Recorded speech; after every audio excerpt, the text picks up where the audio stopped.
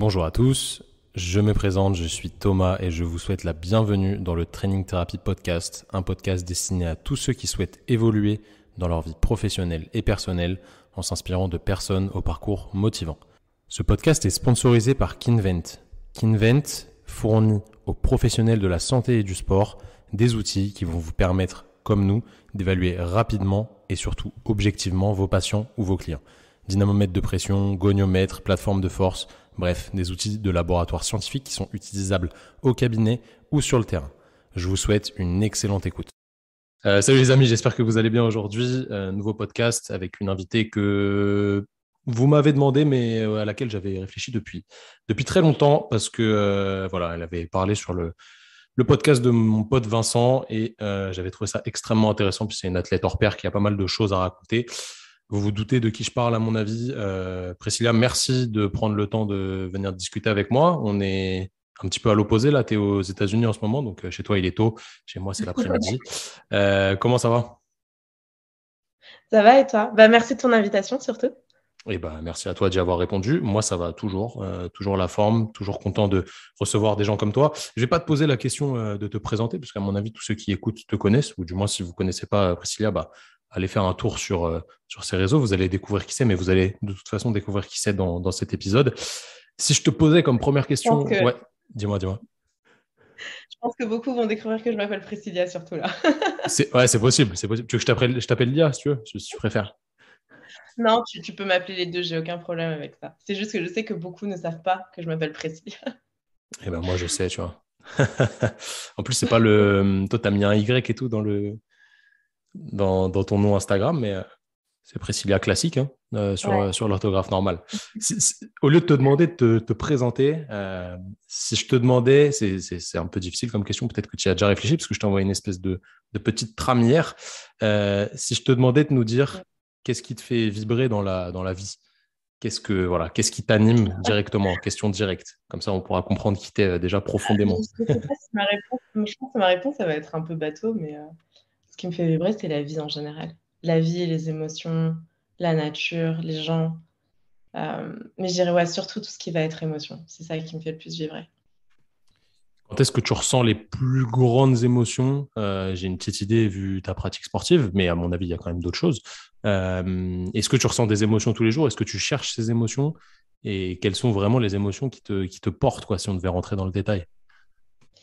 Je pense que c'est l'un des avantages et l'une des beautés du fait d'être autiste, c'est que je vis mes émotions à, à 1000 à l'heure, quoi.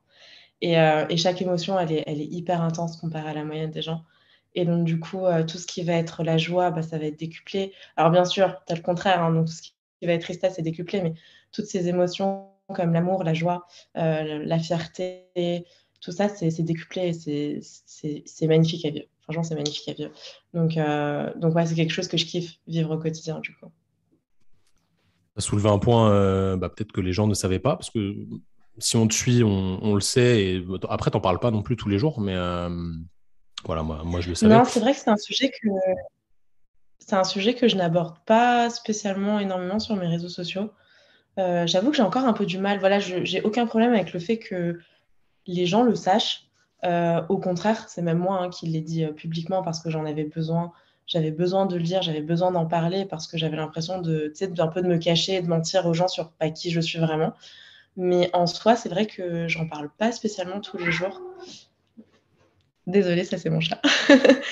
Euh, je pense que c'est plus par pudeur, parce que je suis quelqu'un d'assez introverti. Je pense que c'est plus ça les raisons. Parce qu'après, j'ai aucun problème à en parler si on me pose des questions dessus, du coup. Redis-nous, à quel âge tu as, toi? Je vais avoir 29 ans, j'en ai 28 là. Ok. Tu fais quoi dans la vie? Je sais, mais moi, c'est pour que les gens se. Alors, j'étais professeure des écoles. Je ne le suis plus depuis juillet, du coup. Donc là, je suis coach de power à plein temps et athlète de haut niveau. Ok, alors, on reprend le fait justement que tu as été diagnostiqué, je sais pas si on dit comme ça, mais autiste, Ouais. c'était quand? Et ça, c'est super intéressant parce que après, tu es passé de l'autre côté du spectre des gens qui peuvent faire face à des personnes autistes, c'est-à-dire être prof. Enfin, je pense que tu as peut-être eu des élèves dans ce cas-là. Ouais, Comment ça ouais, s'est ouais, passé quand tu étais petite? Comment on t'a diagnostiqué? Qu'est-ce qui t'a mis sur cette piste? Comment tu l'as vécu? Je te parle de ça, c'est intéressant. Moi, je suis pas autiste, pas du tout. Moi, j'ai été diagnostiqué à l'époque, parce que j'ai à peu près le même âge que toi, on disait surdoué. Tu vois, il n'y avait pas vraiment de. Maintenant, c'est Mm. au potentiel ou truc comme ça. Je déteste ces termes, je t'avoue. Euh, J'allais chez le psy, on me faisait faire des tests de QI, des trucs de rapidité, machin. Moi, je suis de fin d'année, on m'a fait sauter une classe, on a failli m'en faire sauter deux, donc j'ai failli avoir mon bac, tu vois, genre à 15 ans. Euh, C'est ouf parce qu'on a à peu près le même parcours. Tu vois, c'était. Moi, de mon côté, tu vois, j'en parle jamais, mais de mon côté, c'était pas difficile. C'était plus difficile du côté de mes parents, tu vois. Je pense qu'ils avaient l'impression que c'était dur pour moi.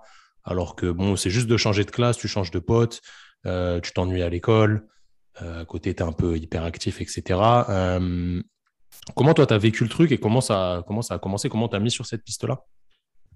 Bah, en fait, c'est ce que je disais, c'est ouf, on a à peu près le même parcours. Moi, j'ai été C'est diagnostiquée, beau. donc ce qu'ils appelaient à l'époque surdouée. Donc j'ai su lire et écrire à l'âge de 3 ans et je suis rentrée au CP, j'en avais 4. Et ensuite, ils ont voulu me refaire sauter une classe. Là, ma mère a dit non parce que bah, déjà, je suis de fin d'année aussi. Donc en fait, ça ne te fait pas une année d'avance, ça te fait presque 2 années d'avance avec les autres par rapport aux autres. Donc là, sauter une classe, ça m'aurait fait 3. Et en fait, même si tu as le côté intellectuel qui suit, bah, tout ce qui est côté émotionnel, tu as ton âge. Donc côté émotionnel et tout, ça suivait pas du tout. Il y avait un trop grand décalage avec les autres enfants et ma mère, elle a dit non, on la laisse dans sa classe. Elle est déjà assez en avance comme ça. Et donc, du coup, j'ai eu mon bac à 16 ans. Euh, donc, ouais, bah, c'est. Après, pareil que toi, les termes surdoué, au potentiel, tout ça, j'ai un peu du mal avec parce que tout de suite, les gens tombent un peu dans les clichés et j'ai toujours l'impression que ça fait un peu prétentieux, c'est horrible. Je suis d'accord, je suis d'accord. Mais du coup, pareil que toi, j'ai vu des psys toute mon enfance, adolescence, avec des tests de QI, etc. Et en fait, je suis arrivée à l'âge adulte où, euh, où toutes les difficultés sociales que je rencontrais, on me disait ça va passer avec le temps, c'est normal, c'est l'âge, c'est l'adolescence, euh, c'est euh, c'est l'écart d'âge avec les autres enfants, etc. Et qu'on me disait bah, qu'à l'âge adulte, ça allait se dissiper en fait. Sauf qu'à l'âge adulte, je suis arrivée donc à l'âge adulte et ça s'est pas du tout dissipé. Au contraire, quand je suis arrivée sur Paris pour faire mes études, ça a même empiré en fait. Et, et je savais que quelque chose n'allait pas parce que voilà, j'avais des crises, je me retrouvais dans des situations, je ne comprenais pas les tenants et les aboutissants. Il y a des choses que j'arrivais pas à faire. Donc, par exemple, j'essayais d'avoir une vie sociale, ben, comme tous les étudiants, d'aller en soirée. C'était impossible, je rentrais chez moi en larmes et je comprenais pas pourquoi en fait. C'était si difficile. Et c'est en faisant mes études, donc en master pour être professeur des écoles, qu'une prof a sorti la phrase les enfants surdoués, c'est une forme d'autisme. Parce qu'en fait, on parlait des enfants euh, en situation de handicap, comment les intégrer dans la classe, comment les gérer, etc. Et elle disait, ben, quand on pense handicap, on pense souvent les élèves voilà, qui sont vraiment en grande difficulté. Mais il y a les élèves qui sont en difficulté, pas tant au niveau scolaire, même s'ils ils peuvent avoir des difficultés autant au niveau scolaire, mais plutôt au niveau social, donc tout ce qui est du ressort de l'autisme. Et elle disait ben, qu'on ne parle pas assez de ça, et que donc du coup, ça lui tenait à cœur qu'on en discute et tout. Et en fait, quand elle a sorti cette phrase-là, j'ai fait, mais attends, qu'est-ce qu'elle me raconte, quoi? Moi, on m'a jamais dit ça. Et donc, du coup, j'ai commencé à faire plein, plein de recherches sur Internet. Et je me suis retrouvée, en fait, dans ce qu'ils appellent autisme Asperger. Et direct, j'ai fait, mais c'est moi, en fait. Et là, tout a fait sens. Genre, toutes mes difficultés au niveau social, toute mon hypersensibilité au niveau sensoriel. Et en fait, toutes les difficultés que je rencontrais au quotidien, genre, je me dis, mais ouais, c'est ça. Et j'ai mûri le truc et tout, et j'ai continué à faire des recherches et tout. Et en fait, au bout d'un moment, j'ai voulu vraiment en avoir le cœur net. Donc, j'ai cherché comment se faire diagnostiquer à l'âge adulte. J'ai trouvé des coordonnées du CRA, Centre Ressources Autisme, et j'ai passé les tests. Et puis, bah, verdict, c'était bien ça, du coup. Voilà.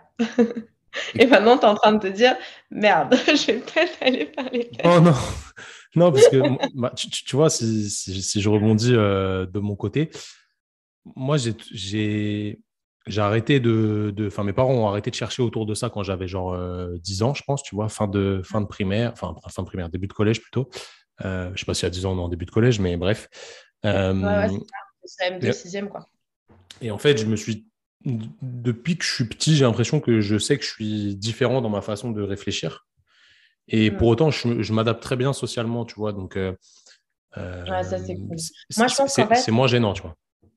ouais, je pense que, je sais plus avec qui j'ai eu cette discussion récemment, je pense que si j'avais pas rencontré les difficultés que j'avais, j'aurais peut-être pas cherché à savoir plus, en fait. Ouais, c'est ça. C'est Ouais. vraiment parce que ça me posait un problème et en fait, j'arrivais pas à mettre des mots sur ce problème. Et même quand j'ai su mettre des mots, même quand j'ai su que, bah voilà, ok, t'es autiste Asperger, euh, bah, je savais pas comment m'adapter, en fait. J'avais besoin, du coup, de faire une autre thérapie qu'on appelle cognitive comportementale pour apprendre des stratégies, savoir m'adapter et tout, parce que, ok, tu sais que tu as une hypersensibilité sensorielle, mais il faut apprendre à vivre avec au quotidien, en fait. Et ça, j'avais pas les clés. Donc, je comprenais ce qui allait pas, mais j'avais pas les clés pour pallier au problème, en fait. Donc, du coup, ouais, je pense que si j'avais pas rencontré tous ces problèmes, j'aurais peut-être pas cherché à savoir, ou ça m'aurait pas dérangé, en fait. J'aurais su que j'étais différente, et puis basta. Mais c'est parce que ça m'a vraiment posé des problèmes petites et en grandissant que ouais, j'ai cherché à savoir du coup et à comprendre.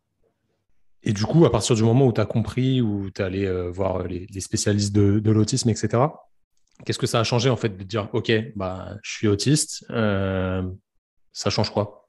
Qu'est-ce que ça a changé vraiment Ça a dans ta été, vie, tu vois? ça a été un vrai soulagement parce qu'au début, c'est ce que je dis souvent, bah, je pensais vraiment que j'étais folle. Genre, je me dis, il y a un truc dans mon cerveau qui va pas, tu vois, genre, c'est quoi les bails? Et en fait, déjà de me dire, ok, t'es pas folle, t'es autiste, bon, c'est pas très grave, ça va. Et ensuite, bah, de justement ce que je disais, de pouvoir faire une thérapie, de comprendre mon fonctionnement, de comprendre mes limites, parce qu'avant, je ne savais pas où étaient mes limites et je me mettais dans des situations où j'étais en burn-out tout le temps, quoi. Donc, comprendre mes limites, comprendre mon fonctionnement et du coup, pouvoir m'adapter non seulement à mon fonctionnement, parce que je le comprends, mais du coup, m'adapter aussi à l'environnement qui m'entoure et expliquer aux autres aussi, c'était super important parce que les autres en face de toi, ils voient que tu es différente mais ils comprennent pas trop comment, pourquoi, qu'est-ce qu'il faut faire, pas faire. Et donc, du coup, ben, de pouvoir expliquer aux autres, bah écoute, je fonctionne comme ça, il y a des choses que je suis capable de faire, il y a des choses que je suis pas capable de faire, j'ai mes limites, ne m'en veux pas pour ça, etc. Tu vois, genre, en fait, ça a beaucoup facilité mon quotidien après. Ça, tu vois, c'est un truc que j'arrête pas de répéter dans les podcasts, mais en vrai, je pense que même pour les gens qui n'ont pas de problèmes particuliers ou qui pensent pas être différents de la moyenne, encore une fois, je mets ça entre guillemets, c'est important de faire une espèce d'introspection sur soi pour savoir justement quelles sont nos limites, quels sont voilà, les moments à partir desquels c'est difficile d'interagir avec les autres, etc. Parce qu'on a tous un Mm. spectre qui est différent et se connaître là-dessus, c'est vraiment important. Donc, on aurait tous un travail à faire là-dessus. Moi, je l'avais fait quand j'étais petit et je l'ai refait il n'y a pas longtemps. Je l'ai refait il y a 3 ans parce que dans mon business et dans ma vie, tout allait bien. Tu vois, j'étais très, très heureux, mais je me suis dit, j'aimerais bien comprendre qui je suis vraiment, tu vois, faire une espèce d'introspection. Et la façon de voir les choses change beaucoup quand on trouve son pourquoi. Et ça Mm. donne la réponse au comment, bien souvent. Je repars un petit peu en arrière. Tu nous as dit, à 3 ans, tu savais lire et écrire. Moi, c'était exactement pareil parce que ma mère était prof, donc elle m'avait appris tôt, tu vois. Enfin, j'avais envie d'apprendre, donc elle m'a appris tôt. Toi, en étant ex-professeur des écoles, on va dire ça comme ça maintenant, est-ce que tu penses que juste ça, un enfant qui sait déjà lire et écrire, ça mérite le fait qu'on le classe directement dans quelqu'un à haut potentiel, qui a besoin de sauter une classe, alors que c'est juste des skills en fait, et c'est pas si, enfin, moi je trouve que c'est pas si compliqué que ça de savoir lire et écrire. Il y a forcément des gens qui ont des différences qui Mm. font que bah, c'est difficile pour eux de lire et écrire. Bref, c'est une petite partie de la population. Est-ce que tu penses que juste ça mérite de passer de l'autre côté carrément du spectre et se dire, bah, ouais, effectivement, tu es différent, tu es en avance, alors que tu maîtrises juste deux trucs qui sont pas non plus exceptionnels. Tu vas peut-être me dire que je me trompe, d'ailleurs, ça m'intéresse d'avoir ton avis là-dessus. Alors, je pense que je comprends ton questionnement, mais pour avoir été professeur des écoles, apprendre à lire, etc., c'est un vrai apprentissage. Et c'est pas si facile que ça. On a l'impression que c'est facile aujourd'hui parce que bah, c'est fluide. Voilà, enfin, ça fait partie de notre quotidien, ça fait partie intégrante de nous, entre guillemets, tu vois. Mais c'est un vrai apprentissage, genre vraiment. Parce que tu as les lettres, tu as les sons, Tu as la combinaison des sons, après tu as l'écriture, et cetera. Et c'est pas si facile que ça. Tu as les syllabes, bon bref, je vais pas faire tout un cours, sur la lecture, mais un enfant qui sait lire à 3 ans, c'est assez rare. C'est assez rare et ouais, il est vachement en avance. Parce qu'un enfant à 3 ans n'est pas censé, il est pas censé être à ce niveau-là, en fait, dans son développement. Mais c'est possible, ça existe, mais c'est assez rare. Donc c'est bien pour une raison que les enfants commencent l'apprentissage de la lecture plus à 5-6 ans. C'est parce que leur cerveau est formé pour ça. Donc ouais, non. Je comprends ton interrogation, mais je te rejoins pas Je trop me là, pour trompe. le coup. Ok, intéressant. Est-ce que tu sais pourquoi toi, tu as appris à lire et à écrire avant les autres? Enfin, je pense que tu Bah, te pareil rappelles que pas, toi, mais qu'est-ce qui te motivait j'étais vachement curieuse, en fait.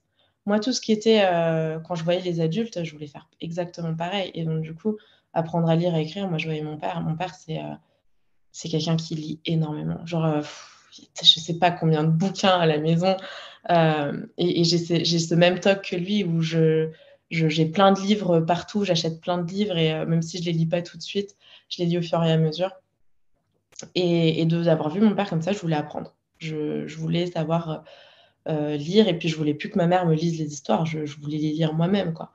Donc c'est ma grand-mère en partie qui m'a appris à lire, puis ma mère, ouais, du coup. tu vois, moi, de ce que je me souviens, après, je pense que je m'auto-biaise parce que je suis pas sûr qu'on ait grand souvenir de cette époque-là, mais dans ma tête, je me disais que c'était un accès à la connaissance, tu vois.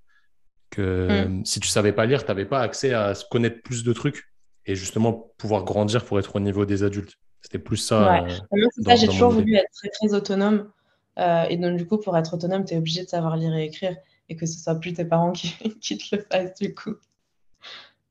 Ouais, c'est intéressant. Est-ce que tu as eu affaire à des enfants comme ça à l'école quand tu étais prof? Alors, j'ai pas eu d'enfants officiellement diagnostiqués précoces ou en avance, mais il y en a que j'ai soupçonnés, ouais. Il y en a que j'ai soupçonnés fortement, et tu le vois, ils se démarquent, énormément, énormément, des autres. Hem, mais en fait aussi, tu as différents types d'enfants, hein. Tu as vraiment des enfants qui peuvent être en avance, mais qui ne sont pas forcément, surdoués. Vraiment pour, être considéré comme surdoué, il faut qu'il y ait ce côté émotionnel, qui est exacerbé comparé aux autres. Donc j'ai eu des enfants qui étaient très cultivés, mais voilà, émotionnellement, ça correspond à leur tranche d'âge, ils sont posés et cetera. Et par contre, j'ai eu ces enfants, qui étaient, très cultivés aussi, mais qui émotionnellement étaient très instables et c'était très intense et c'était compliqué à gérer pour eux et pour nous, le staff, de professeurs. Donc ouais, ouais, ouais, j'en ai eu. Qu'est-ce que tu pouvais faire à l'époque pour ça? Est-ce que tu as fait des trucs? Est-ce que tu as essayé de réorienter ou des choses comme ça? Alors malheureusement, on n'est pas habilités, nous les professeurs, à poser un diagnostic entre guillemets et à dire aux parents: «Bah, je pense que c'est ça, donc voilà». Il faut d'abord voir avec le médecin scolaire, il faut d'abord voir avec l'infirmière et cetera. Enfin bref, tout le protocole, médical.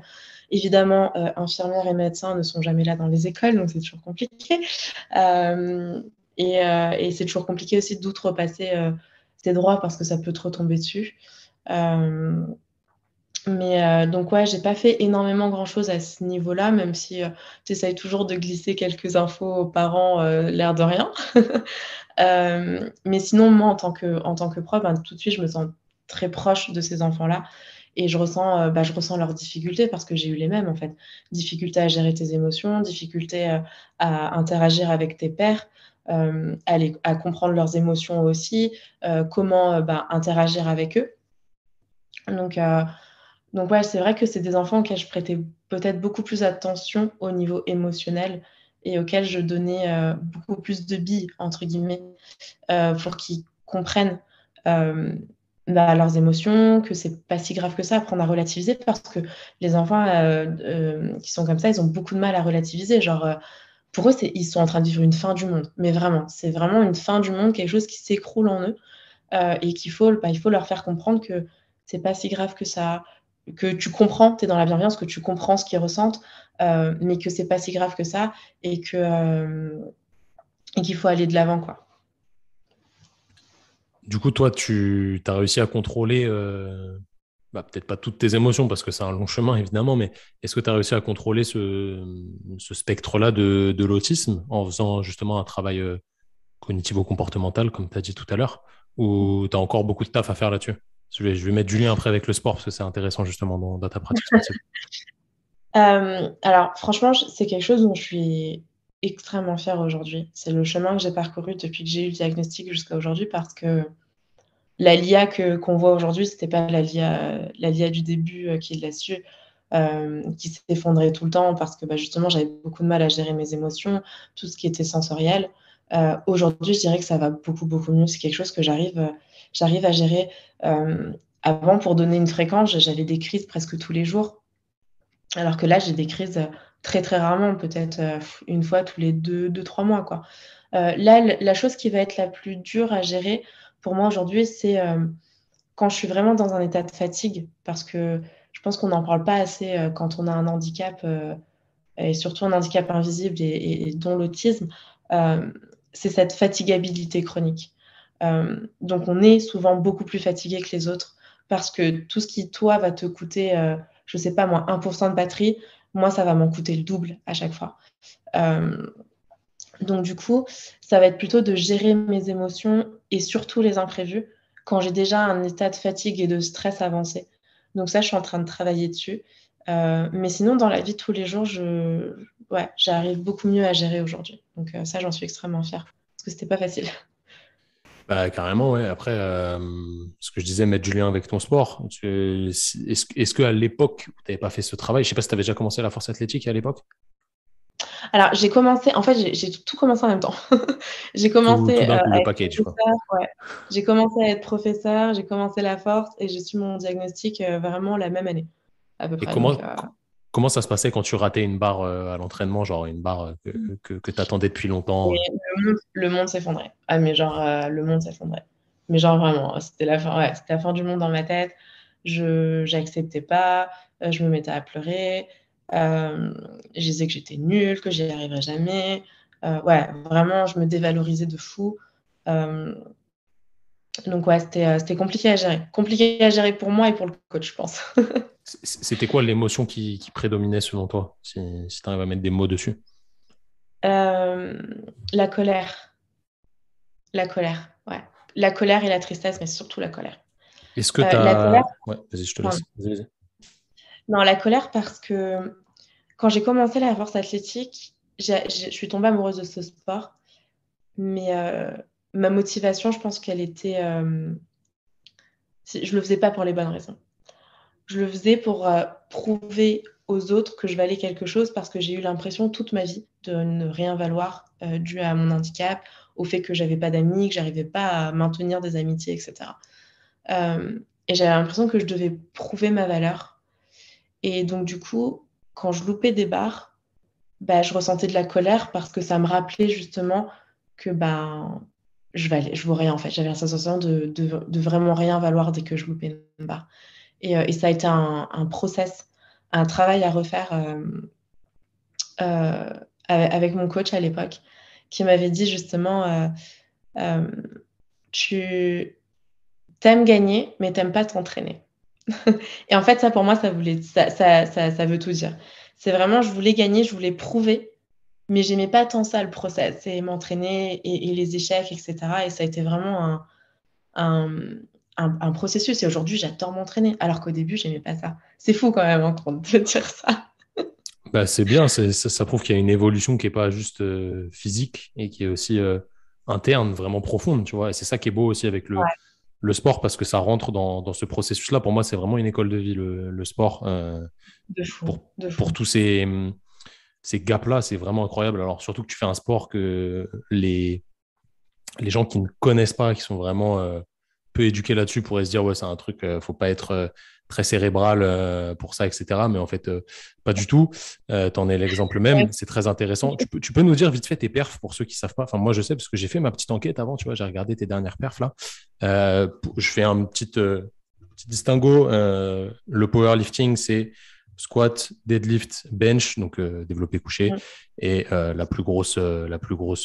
enfin, on additionne les poids et Priscilla, elle a des perfs assez monstrueuses. Donc, Si tu peux nous le dire, je sais que tu es modeste, mais Ouais. vas-y, fais-toi Alors, plaisir. du coup, au squat, j'ai le record du monde en moins de 63 kilos à 205 et en moins de 69 kilos aussi. Au bench, mon meilleur bench, c'est 112,5 en compétition. Et au deadlift, j'ai 230 kilos, qui est le record du monde aussi en moins de 63 kilos, du coup. Donc, performance incroyable. C'est combien le record du monde en bench? Ah, au bench, par contre, il est fou. Trop loin. Il est je crois qu'officiellement, il doit être à 143 kilos ou Ouais, il y a 145 kilos. encore Ah ouais, non, un petit le gap. bench, je sais que j'aurai jamais le record du monde, c'est pas grave. Qu'est-ce qui te manque dessus? Il te manque quoi sur le bench? Je pense que j'ai pas des leviers optimisés pour le Adapté, ouais. bench. Ouais. Après, j'ai pas un mauvais bench comparé à ma catégorie et la moyenne des gens, mais c'est vraiment pas mon point fort, ouais, pour le coup. Après, tu es très forte sur le reste, donc ça Ouais, compense largement. ça compense. Je reviens sur la colère. Tu nous as dit que c'était l'émotion qui dominait quand le monde s'effondrait parce que tu avais raté une barre à l'entraînement à l'époque, etc. Est-ce que tu as appris justement à dompter cette colère? Je te pose cette question parce que je suis dans le même cas que toi. Tu vois, moi, je viens des sports de combat et ce qui m'animait, c'était plus la colère pour montrer que j'étais quelqu'un, mais au final, j'étais personne parce que j'ai jamais été très, très bon. Dans le CrossFit, maintenant, c'est toujours à peu près la même chose. Et quand je rate quelque chose, bah, ça me met en colère contre moi-même, toujours un petit peu, beaucoup moins maintenant, hein, mais toujours un petit peu. Et j'essaye de maîtriser justement cette colère pour que ce soit plutôt un starter positif plutôt que l'inverse. Est-ce que toi, tu as réussi à faire ça? Est-ce que c'est quelque chose qui t'est passé par l'esprit? Est-ce qu'on t'a orienté là-dessus ou pas du tout?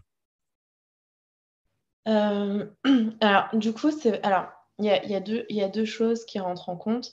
C'est euh, j'ai appris à maîtriser cette colère et en fait, j'ai fait la paix avec moi-même, tout simplement.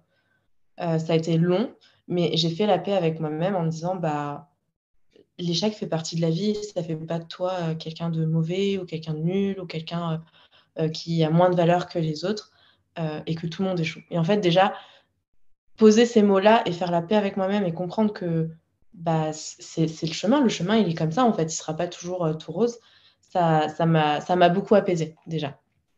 Et ensuite, c'est vrai que plus tu es expérimenté dans ton sport, moins tu as quand même d'échecs que quand tu es débutant. Quand tu es débutant, tu as énormément d'échecs et c'est normal parce que tu as tout un schéma moteur qui se fait, tu as tes connexions nerveuses qui se débloquent, etc., qui se développent, pardon, etc.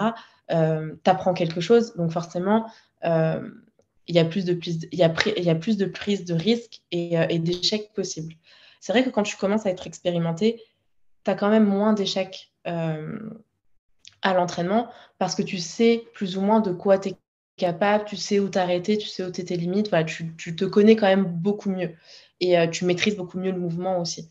Par contre, bah, et quand ils sont là, bah, enfin, en fait, je les digère beaucoup mieux parce que ils ne me définissent plus, alors qu'avant, ils me définissaient. Mon échec me définissait, aujourd'hui, ça ne me définit plus. Je sais que ça fait partie du process, je sais que ça fait partie du chemin et que l'entraînement, c'est l'entraînement, la compétition, c'est la compétition. Et ce qui compte, c'est la compétition le jour J et que c'est là où tu dois performer et faire de ton mieux et éviter l'échec au maximum, du coup. Ça, c'est une très belle phrase. Mon échec me définissait et c'est plus le cas. C'est très bien dit. Je pense qu'il y a beaucoup de personnes qui vont se reconnaître là-dedans. Euh, mais voilà, la performance ne définit pas qui on est.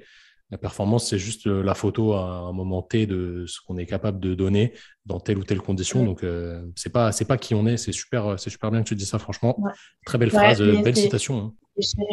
j'irais même encore plus loin, tu vois, parce que j'ai une grosse réflexion par rapport à ça, euh, ou justement par rapport à cette colère que j'avais, etc. J'ai eu une double fracture de la clavicule il y a maintenant 4 ou 5 ans, et j'étais censée faire mes premiers championnats du monde, et je les ai pas faits, pas à cause de cette double fracture de la clavicule, à 6 semaines des mondes. Quand j'ai eu cette fracture, c'était vraiment ma première grosse blessure depuis que j'avais commencé le power, et je savais pas si un jour je pourrais revenir en fait. Je savais même pas si un jour je pourrais revenir lifter parce que bah, t'es dans l'inconnu. Tu as une blessure, tu es dans l'inconnu, tu sais pas comment ton corps va réagir, comment il va se consolider, si tu vas avoir des douleurs, pas de douleurs, enfin, etc. Et donc du coup, je me suis posé la question, en regardant les championnats du monde dans mon lit, en pleurs, je me suis dit: «Putain, mais si tu as plus le power, tu es qui, en fait?» Genre, j'avais construit toute mon identité, ma nouvelle identité, donc par rapport à l'autisme et par rapport, au début du power, toute mon identité par rapport à ça et je me suis dit: «Mais demain ça s'arrête, en fait, tu es qui? Tu as quoi?» tu vois? Et hem et du coup, c'est là aussi où j'ai transformé cette colère en quelque chose de positif et que j'ai fait la paix avec moi-même et que j'ai fait ce que tu dis, cette introspection sur qui je suis et que j'ai des valeurs et j'ai des messages à passer au-delà du power, au-delà de ma force physique, et que mes performances, ne me définissent pas non plus, tu vois? Mes échecs ne me définissent pas, mais mes performances ne me définissent pas non plus. Ça fait partie de moi, certes, mais je ne suis pas que ça. Parce que j'avais tendance à penser que je n'étais que ça. Et j'ai eu ce rappel, aux championnats du monde auquel, bah, j'ai pas participé parce que, j'ai pas fait le poids. Hem Et en fait, j'ai reçu plein de messages d'amour et ça m'a rappelé que, bah, au-delà d'être une athlète, au-delà de mes performances, j'ai beaucoup de gens qui m'aiment pour qui je suis aujourd'hui et pas seulement mes performances, pour qui je suis, pour ce que je représente, les valeurs que je véhicule et en fait, ça a été un gros, gros rappel parce que j'avais tendance à retomber dans mes travers en mode: «Si je performe pas, si je fais pas ça, les gens ils vont plus m'aimer, ils vont plus me suivre, ils vont plus» tu sais, tu tombes dans un travers avec les réseaux sociaux qui est assez compliqué, parfois un engrenage qui est assez, compliqué à sortir, pour s'en sortir et ça m'a rappelé que j'étais plus que ça, en fait et ça fait du bien. Ça fait beaucoup de bien. Ouais, le soutien des gens est la plupart du temps positif, donc ça, c'est super cool. Si je viens justement chercher la petite bête, euh, tu participes au championnat du monde il y a quelques semaines parce que tu n'étais pas au poids, parce que voilà, le cut s'est pas bien passé. Moi, je t'ai dit, je viens des sports de combat, c'est quelque chose que je connais bien. Les cuts, voilà, c'est quasi toutes les semaines chez nous. C'est extrêmement frustrant, ce genre de choses, parce que tu es prête physiquement, Oui. etc., mais tu fais pas le poids. Tu es énervé contre toi-même le jour où tu fais pas le poids. Si ça arrive, heureusement, ça arrive très rarement. Comment tu l'as pris vraiment sur le coup et comment, à froid, à chaud, tu as réagi au truc? Est-ce que tu es vite passé du côté, OK, bon, c'est comme ça, et puis voilà, je fais pas le Mmh. poids, c'est comme ça, je fais pas les mondes, il reste quand même des échéances, etc. Ou est-ce que tu es resté un peu frustré dans le truc? Je suis passée, par plusieurs phases et je vais répondre en toute honnêteté et je sais pas comment les gens vont prendre, réagir à ça, mais moi, je suis quelqu'un qui est très, très honnête avec soi-même. Genre, je me cherche jamais d'excuses, je me cherche jamais à voiler la face.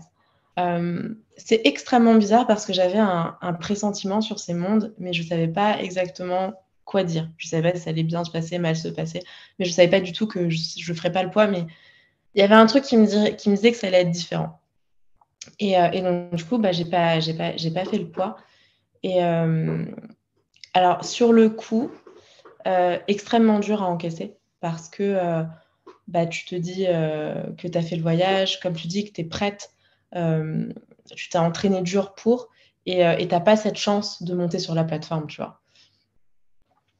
Et et ensuite, je me suis posé la question: «Est-ce que tu avais vraiment envie de faire le poids? Est-ce que tu as vraiment tout donné? Est-ce que tu as vraiment tout fait?» Et je pense que même si les, rien n'était en ma faveur. Donc pour remettre les choses dans son contexte, parce que je l'ai su après. Alors sur mon protocole de cut, au début, je me suis dit: «Bah, j'ai merdé quelque part» parce que beh, je fais toujours le même protocole de cut et normalement qui fonctionne, très bien. J'avais jamais eu de soucis, auparavant. Hem et et là, je me suis dit: «Bah, merde, j'ai fait quelque chose de différent». Donc bien évidemment, tu te remets, en question et cetera et en fait, je l'ai su après, j'ai eu le covid. Et quand tu tombes malade, bah, ton corps s'inflamme et qu'est-ce que l'inflammation fait? Bah, rétention d'eau et donc du coup, au lieu le matin, je me suis levée à 65,5, je continue de boire jusqu'au bout, avant de couper l'eau parce que sinon j'élimine pas et en fait, au final, au lieu de me retrouver le soir autour de 65 kilos pour commencer un cut de 2 kilos qui est largement faisable, je me suis retrouvée à 66,7 parce que mon corps a retenu, énormément d'eau. Quand j'ai vu 66,7, je me suis dit: «Putain, je vais jamais faire le poids». J'ai fait ce que je pouvais à ce moment-là. J'ai commencé genre, 22:00, le soir, jusqu'à ma pesée, donc jusqu'à 13:00, avec des bains chauds, des saunas et cetera. Euh, donc ça, je l'ai su après et j'ai pas fait le poids à 300 grammes. Mais à froid, je me suis posé la question, est-ce que tu as vraiment tout fait? Est-ce que tu as tout donné? Et je pense sincèrement que j'aurais pu faire le poids et que j'ai pas tout fait. J'ai pas tout fait parce que mentalement, à un moment, j'ai eu un breakdown. Je voulais plus faire de bain chaud, j'en pouvais plus. J'ai laissé beaucoup trop de monde entrer dans ma sphère pour m'aider à faire le poids au lieu de revenir à la raison et de me dire bah tu peux le faire et t'as pas besoin d'autant de personnes autour de toi parce que bah, tu as tout le monde qui interagit, donc ça te met encore plus de stress, etc. Et j'ai laissé totalement mes émotions me submerger en fait. Et à ce moment-là, j'ai pas su me rattacher à quelque chose de concret pour me faire revenir à la réalité. J'étais totalement dans l'émotion. Et en fait, ça m'a joué un tour. Ça m'a déstabilisé plus qu'autre chose.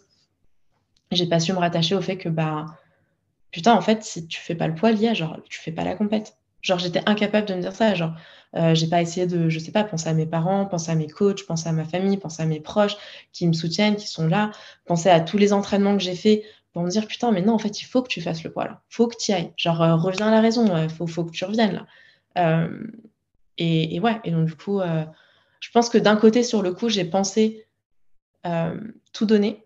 Et avec le recul, je pense que j'aurais pu faire les choses autrement et j'aurais pu faire le poids. Donc, bah ça, après, ça m'a pris du temps à prendre du recul, à réfléchir, etc. Mais, euh, mais voilà, donc du coup, bah, je ne me suis pas voilé la face là-dessus et j'ai appris de mes erreurs. Donc voilà, je parle beaucoup. Non, non, mais c'est très bien. Du coup, bah voilà, tu finis par le truc clé, c'est qu'au final, c'était une expérience plutôt négative sur le coup, mais qui t'en a appris un peu plus sur toi et tu le referas sûrement pas, ou du moins tu Ah réfléchiras non, ça différemment. arrivera pas de nouveau. Ça arrivera pas de nouveau. Ouais, bah après, Mais ouais, je pense c'est sûr que que c'est frustrant, ouais. je pense que de toutes les expériences que j'ai, même quand elles se passent bien, je vais toujours chercher la petite bête pour m'améliorer. Toujours. Je pense toujours qu'il y a quelque chose à en tirer, que ce soit positif ou négatif, pour s'améliorer encore et encore et encore. Et je pense que ça, c'est une force que j'ai aussi pour arriver là où je suis. Et je pense que c'est aussi une des forces de l'autisme, c'est qu'on prête attention à tous les détails. On est toujours dans le perfectionnement, dans le détail, jusqu'à l'obsession. Mais je pense quand tu vas arriver à un certain niveau.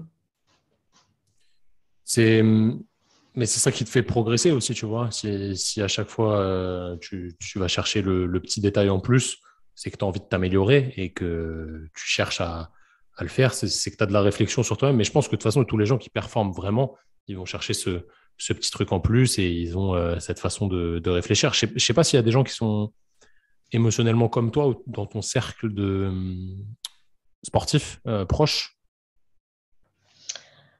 Euh, Si, ouais, si. La première personne qui me vient là en tête, c'est Pana. Pana, j'ai énormément de respect pour lui et d'admiration. Je suis pas toujours d'accord avec lui, surtout parce que parfois je pense qu'il a besoin vraiment de repos et de se calmer sur certaines choses. Mais, euh, mais il est impressionnant parce que il, ouais, j'ai jamais vu quelqu'un d'aussi impliqué, quelqu'un d'aussi passionné en fait par la discipline et à l'entraînement, c'est une bête quoi. Il y va même quand il est fatigué. Je l'ai jamais vu prendre un jour de repos. Je l'ai jamais vu partir en vacances depuis que je le connais, depuis qu'il a commencé le power.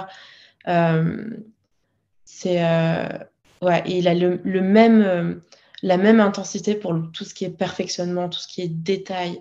Bah, il se donne les moyens en fait pour être là où il est et avoir gagné son titre de champion du monde l'année dernière.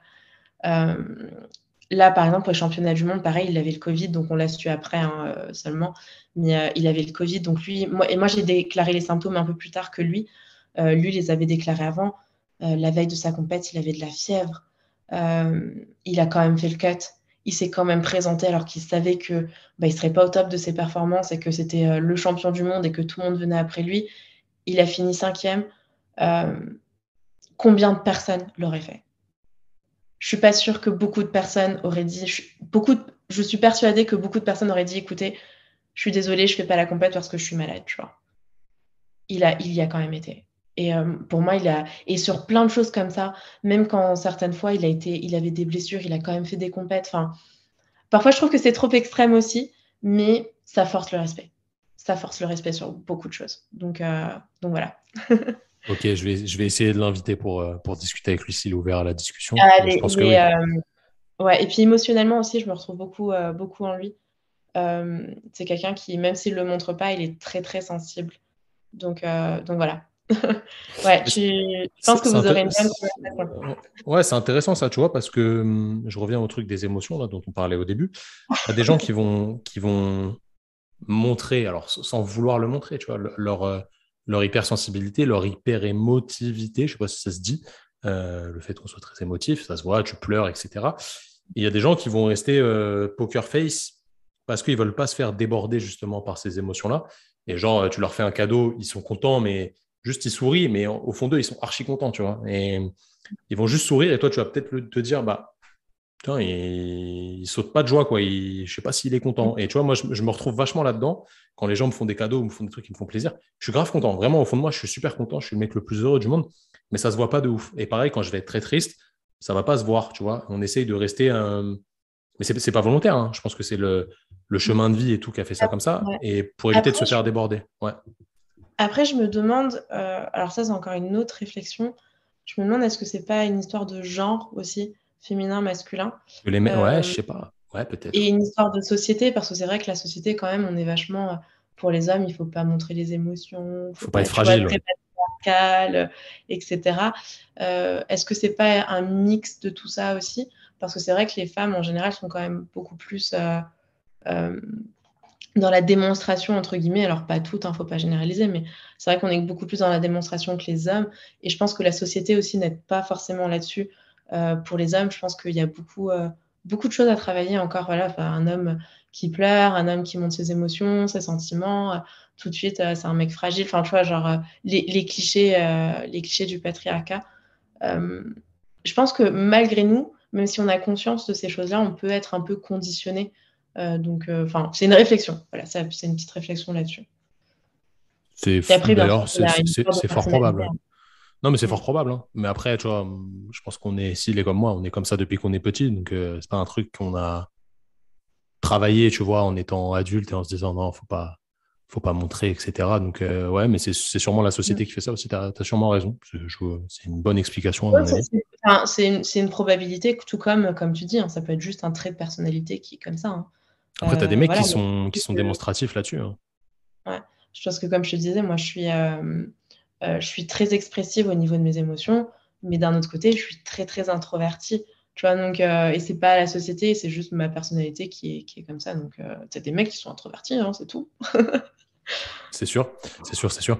Est-ce que justement dans le monde un peu plus global du power, parce que vous avez votre team quand même, alors on va parler après du fait que tu as déménagé, donc je ne sais pas comment ça se passe maintenant, mais vous avez quand même votre team avec Pana, etc.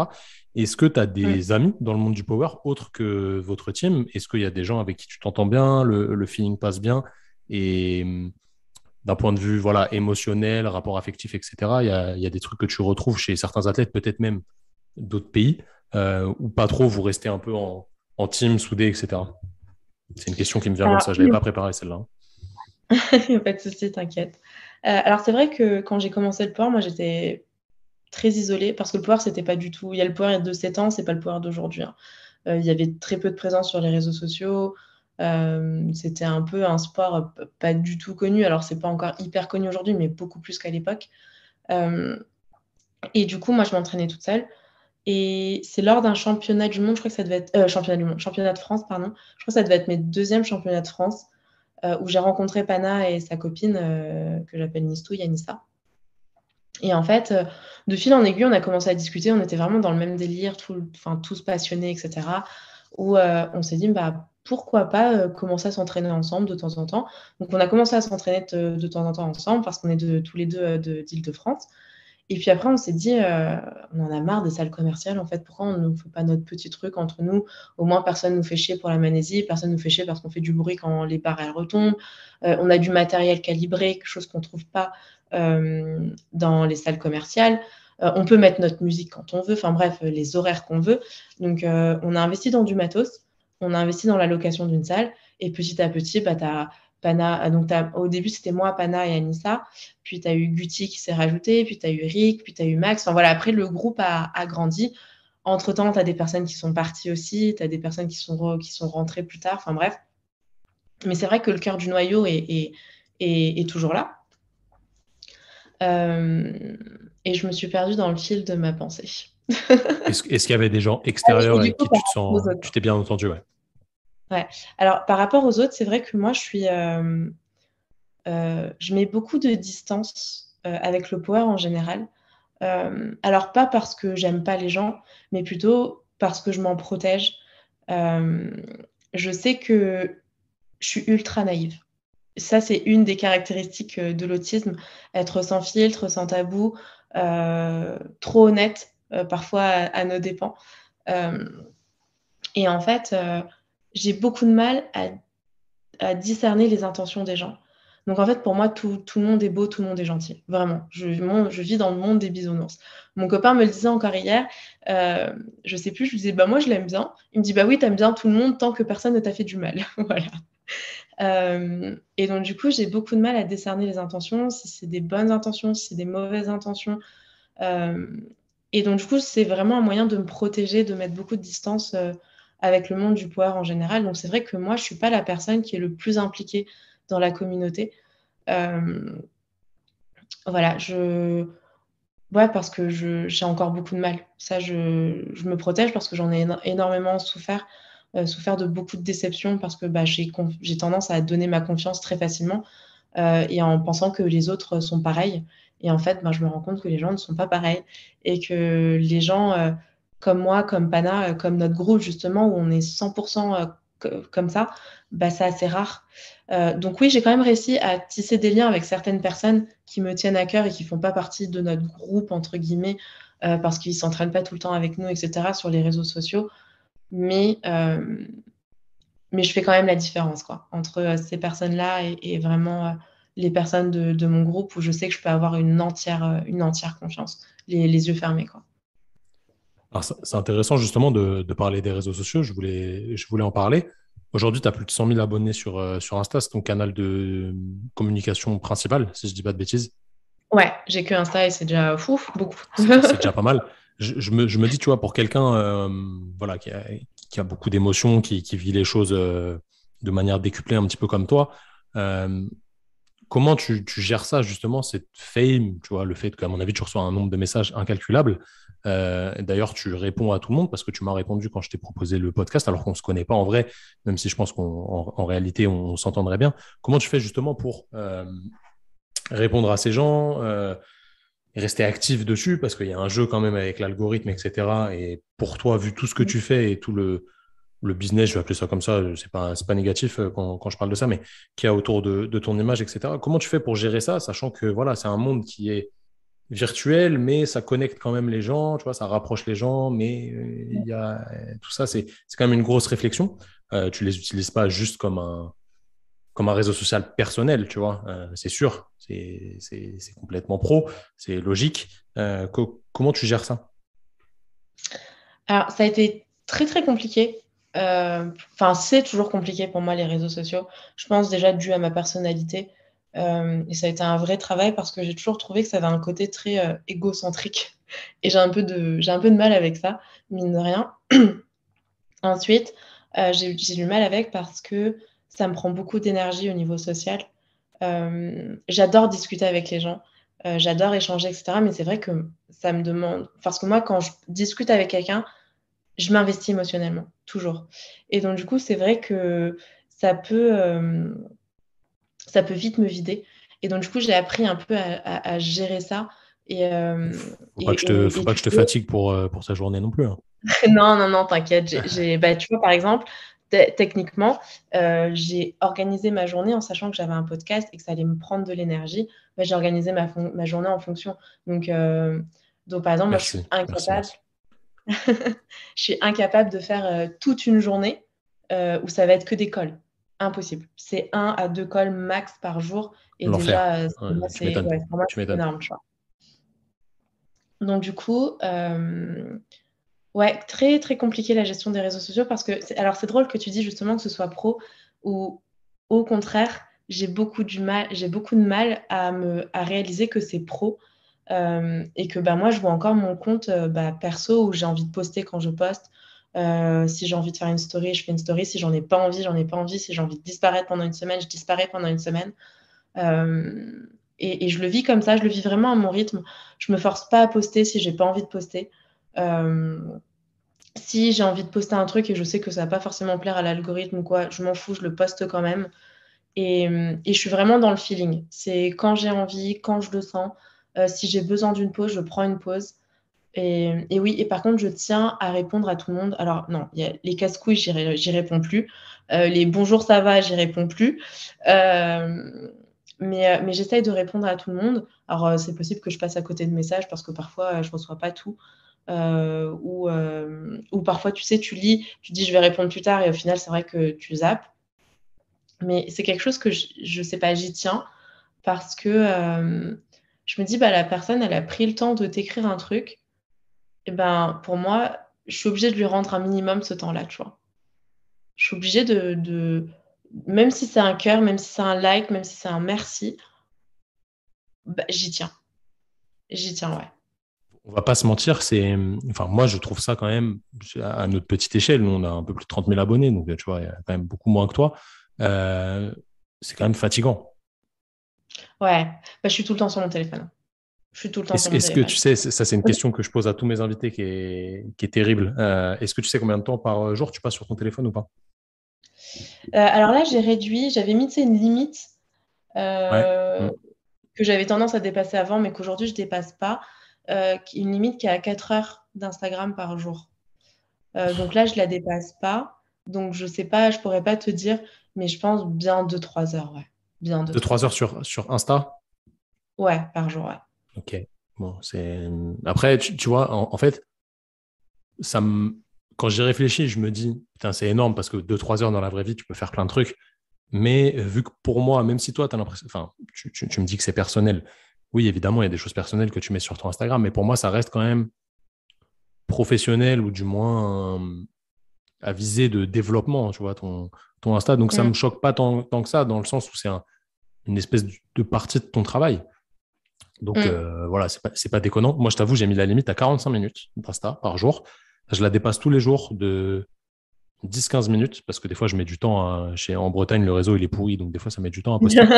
Euh, mais j'essaie vraiment de limiter parce que je trouve que tu rentres trop dans la matrice du truc. Et tu vois, toi, ce serait un bon exemple. Je suis sûr que quand tu mets un réel où tu fais un 210 au squat, tu dois avoir un engagement sur ton compte qui doit être multiplié par 10. Alors que si tu mets un truc, je sais pas, on va en parler d'ailleurs, la marque que tu viens de lancer, peut-être qu'il y a moins d'engagement, tu vois.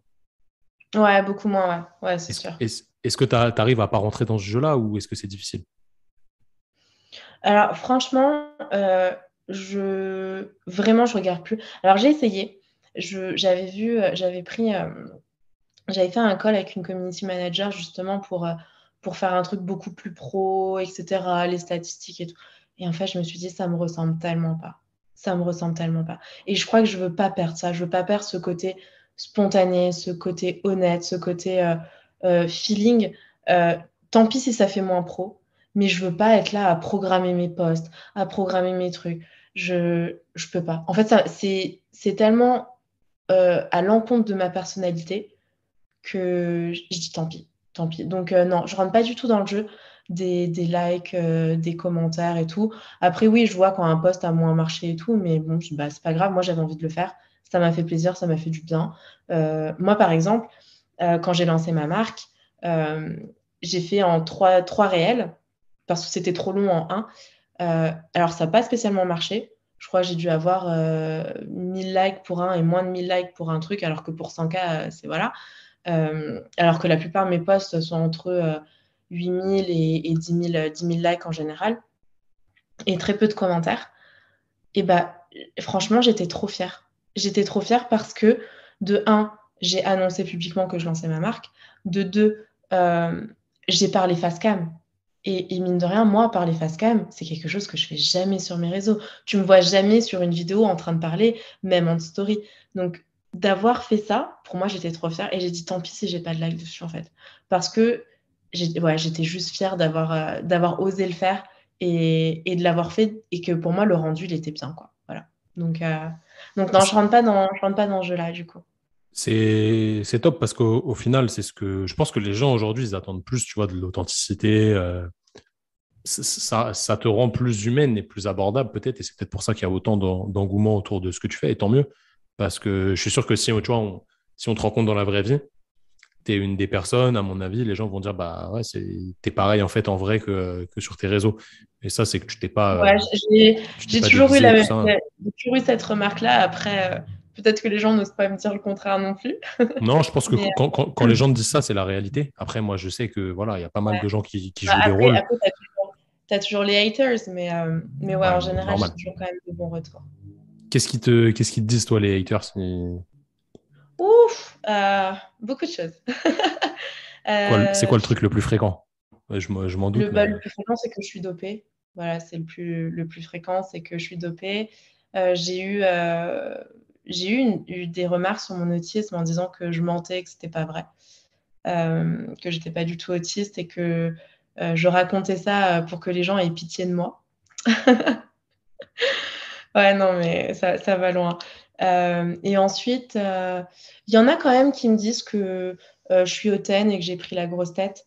Ça, je pense plus que c'est parce que les gens. parce que Je t'écoutes pense plus Céline que Dion, c'est ça. parce que.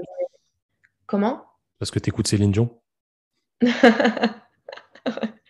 Non, je pense plus que c'est parce que c'est quand je te parlais de mettre une distance, peut-être, je pense que les gens peuvent penser que parce que je mets de la distance, je suis hautaine, alors que pas du tout, c'est juste un moyen pour moi de me protéger, surtout. Euh, et puis parce que bah, il y a beaucoup de choses que je fais différemment des gens, donc les gens, je pense qu'ils comprennent pas tout. Par exemple, pour dire bonjour à mes amis, je fais un fuck, je leur fais un fuck. Et pour moi, pour les gens, ils comprennent pas. Ils pensent qu'il y en a qui ont dit, bah, prends la grosse tête parce qu'elle fait des fucks, alors que pas du tout. Pour moi, c'est une putain de preuve d'amour si je te fais un fuck. Tu vois, c'est juste que les gens parfois comprennent pas mon langage parce que je fais des choses bizarres qui sont pas dans les normes entre guillemets. Ok, donc bon. Après, je pense que c'est pas tous les 4 matins que tu reçois des messages plutôt haineux. À mon avis, tu as plus de Non, alors positifs que de négatifs. franchement, moi, j'en reçois pas énormément en DM. Même en commentaire, ça va, franchement. C'est plutôt sur des forums où ça va discuter, tu sais, des forums en anonyme, enfin, tu connais quoi. Ouais, enfin, Très courageux, ce je sais genre de pas, personnes. à mon avis, tu perds pas de temps à aller regarder ça. Euh, Alors au début, on me les envoyait, donc je regardais. ouais, voilà. Et c'est En vrai que fait, maintenant, moi, tu et vois, puis maintenant, je regarde ce qui me plus. paraît bizarre là-dedans, c'est, c'est les gens qui t'envoient ce qu'ils ont vu sur toi, tu vois. Ouais. C'est chelou. Moi, je trouve ça très bizarre, hein, mais nous, ça nous arrive souvent. Tu vois, quelqu'un qui a parlé de nous ou autre, on nous envoie, ouais, regarde ce qu'il a dit sur toi. Ouais, mais en fait, si j'ai pas réagi, c'est que je m'en fous, en fait, tu vois. Donc, je vois pas l'intérêt. Moi, j'irais pas faire ça, tu vois, Ouais. envoyer. Enfin, Après, je pense que les gens aiment beaucoup les dramas et oui, c'est sûr. les C'est choses sûr. comme ça. Aujourd'hui, j'y porte plus du tout attention. Je vais même pas regarder si on m'envoie le truc, je dis ça m'intéresse pas. Euh, et en fait, j'ai pitié pour ces gens-là, en fait, parce que aller sur des forums pour commenter sur la vie de quelqu'un que tu connais pas en anonyme, je me dis, tu dois vraiment avoir une vie de merde pour faire ça, quoi. Parce que quand tu es heureux dans ta vie, quand tu es épanoui, quand tu es sain, tu fais pas ce genre de choses, tu vois. Moi, Bah, c'est c'est pas clair, c'est quelque clair. chose qui me viendra à l'esprit, en fait. Donc, je me dis, à partir du moment où c'est quelque chose que moi, je ferais pas, c'est que vraiment, la personne, enfin, ouais, j'ai de la peine pour elle. C'est comme ça. Triste vie, ouais. Triste vie, c'est sûr. Alors, tu nous as parlé de ta marque de vêtements, enfin ta marque. Professionnellement, comment ça se passe en ce moment? Qu'est-ce qui t'a fait changer un petit peu de voie, on va dire ça. Je sais pas si on peut dire vraiment si c'est un changement radical, mais pourquoi arrêter ton métier de professeur? Pourquoi passer du côté coach? Pourquoi créer ta marque? Qu'est-ce qui t'a motivé à ça? Moi, ça m'intéresse beaucoup quand les gens, on va dire, différents de la norme se lancent dans l'entrepreneuriat, on appelle ça comme ça, hein, d'entreprendre des choses qui peuvent paraître ouf quand on prend du recul, mais au final, qui sont juste dans le cheminement, quelque chose de logique d'un point de vue développement personnel, je pense. Qu'est-ce qui t'a lancé là-dessus et est-ce que tu peux nous expliquer un petit peu ce que tu fais vraiment aujourd'hui, quoi? Alors, du coup, moi, vraiment le moment clé qui m'a fait basculer, c'est le Covid, le confinement. Où en fait, j'enchaînais les crises autistiques dues à la fatigue, parce que j'enchaînais, le travail qui est quand même un travail de prof, mine de rien, c'est quelque chose, hein, parce que tu es avec des gamins, toute la journée et puis tu es pas seulement avec des gamins, tu dois préparer tes cours, tu dois gérer les réunions avec les collègues, avec le directeur, directrice et cetera, la gestion de l'école. Enfin, tu as vraiment plein de choses qui gravitent après autour. Et ensuite, j'enchaînais avec les entraînements qui quand même demandent beaucoup d'implication parce que je fais pas du sport juste pour dire je vais à la salle pour rester en forme. Genre, je suis sur du sport à haut niveau. Donc forcément, l'implication, la fatigue n'est pas la même. Et en fait, j'ai enchaîné des journées comme ça, 6 heures du mat, 22 heures, avec à peine 6 heures de sommeil par nuit. Et puis après, tu as ta vie aussi perso, hein. Aller voir ta famille, les dîners, les trucs, les ci, les ça. Et au moment du confinement, je me dis: «Putain, aucune crise, plus de fatigue». Mes performances qui augmentent parce que j'ai juste le sport, je me concentre juste sur le sport, en fait. Hem et heu et en fait, je me suis dit: «Putain, mais pourquoi tu te fais ça, en fait? Pourquoi tu te fais autant de mal?» Vraiment, ça a été ça ma réflexion. Pourquoi tu te fais autant de mal, à faire ce job? Alors que moi, je suis devenue professeure pas par, vocation. Je pense que j'ai eu mon bac à 16 ans, je savais pas quoi faire. Je parlais couramment espagnol, donc du coup, je me suis dit: «Pourquoi pas prof d'espagnol?» Au final, j'ai fini professeure des écoles, mais ça a jamais été quelque chose pour lequel j'étais passionnée ou une vocation que je voulais absolument faire. Je pense que c'est parce que, tu sais, les repères, la routine chez les autistes, j'ai toujours connu que l'école, donc pourquoi pas, travailler dans une école, tu vois? Entre guillemets. Et aussi parce qu'au vu de mes difficultés, je me voyais pas du tout travailler dans une entreprise, avec mon handicap, ouais. J'avais beaucoup peur du secteur privé, hem et je savais pas si j'en étais capable. Donc du coup, au moment du covid, je me dis: «Putain, mais plus de crise, heu, mon état de stress global, il descend». Genre, je me sentais bien. Je me sentais bien, en paix, apaisée, et en fait, je me suis dit: enfin, c'est fini, il faut que tu fasses quelque chose. Tu peux pas, te «malmener» entre guillemets comme ça, jusqu'à, ta retraite, de prof, quoi. Ça va pas être possible. Et en fait, même, je me disais: «Putain, mais finir prof, genre, ça m'angoissait». C'était une source d'angoisse. Genre, je me disais: «J'ai pas envie de faire ça de ma vie, en fait. J'ai envie de vivre autre chose, j'ai envie de faire autre chose. J'ai envie d'avoir cette liberté de pouvoir travailler quand je veux, comme je veux, où je veux». Hem et aussi en fait, je sais pas, j'ai eu ce côté entrepreneur qui s'est réveillé petit à petit et où je me suis dit: «Mais en fait, tu peux le faire. OK, c'est peut-être compliqué, OK, ça fait peur, OK, c'est du changement» parce que, là, quand tu es prof, entre guillemets, que tu travailles ou que tu travailles pas, ta paye, elle tombe tous les mois, tu vois? Hem, là, c'est plus le cas. Tu es obligé de taffer pour gagner tes deniers. Donc et en fait, ouais, petit à petit, j'ai eu ce côté entrepreneur qui s'est réveillé et qui, en fait, je me suis dit: «Mais tu as plein de compétences pour faire ça».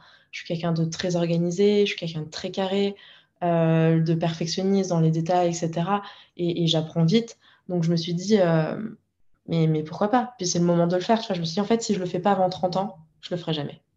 Donc ça a été ma deadline et donc du coup, voilà, avant 30 ans.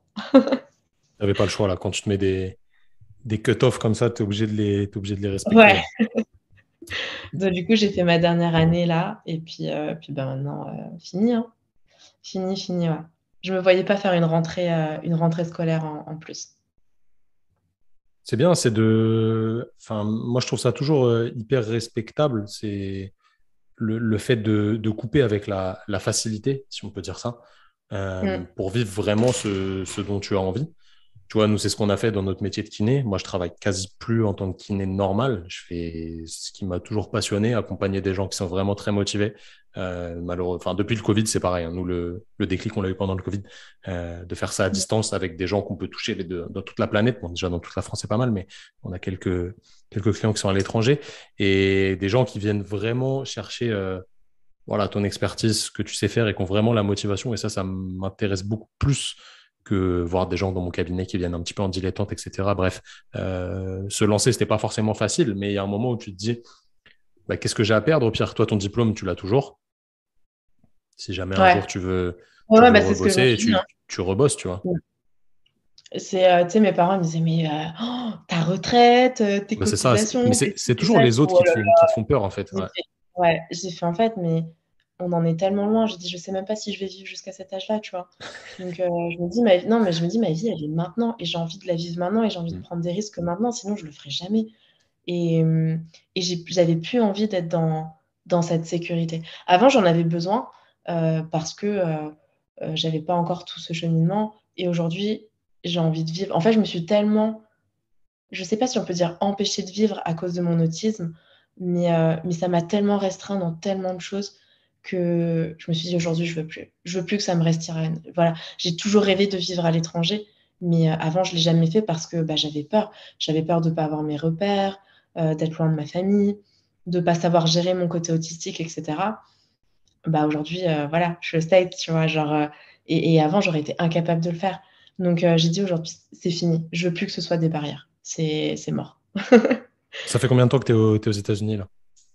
Bah là, j'ai déménagé là. Je suis arrivée jeudi, donc ça fait même pas quelques jours. Et t'as fait des séjours prolongés là-bas, on va dire? Bah, à chaque fois, j'y allais pendant les vacances scolaires, sauf malheureusement pendant le Covid où bah, j'ai pas pu y aller pendant 1 an et demi. Mais ouais, pendant deux semaines à chaque fois, toutes les vacances scolaires, je partais. Qu'est-ce qui t'attire dans ce pays? Alors, c'est essentiellement mon copain qui est américain et C'est pas mal déjà. ouais, et qui vit ici. Après, j'ai toujours rêvé de vivre aux États-Unis ou en Angleterre, à Londres. J'adore Londres. Euh, donc, ouais, voilà. Et alors, comment s'articule ton business aujourd'hui, tes différentes casquettes, parce que tu as différents métiers, on va dire. T'es associée, t'es toute seule, comment ça se passe? Est-ce qu'on peut dire toute seule et associée à la fois? Euh, Je sais pas alors, en comment gros, tu vas nous expliquer ça. alors, du coup, j'ai mon business à moi pour tout ce qui est coaching, donc qui est essentiellement à distance. Euh, et ensuite, tout ce qui va être ma marque et tout ce qui gravite autour de la marque de mes amis, on travaille en team. Donc ouais, voilà. Donc là, pendant mon absence, c'est la team qui s'occupe des envois de mon colis, du SAV, etc. Moi, je gère ce que je peux gérer à distance. Euh, ouais, on travaille en team. Donc ça, c'est cool. Ok, donc en gros, ça restera en France, mais toi, tu géreras ça des Ouais, États-Unis, de quoi. l'étranger, du coup. Après, je vais revenir régulièrement en France, hein, de toute façon, parce que j'ai les compétitions en Europe, en France, etc. Et que j'ai aussi des choses professionnelles qui sont en France et que je ne peux pas faire à distance. Mais ouais, du coup, c'est jongler sur les deux. Et l'entraînement, comment ça va se passer, le fait que tu sois maintenant aux États-Unis? Bah après, ici, il y a des salles de power partout, hein. Oui, C'est vraiment. je me doute, mais tu changes pas de Ouais. coach, tu changes de.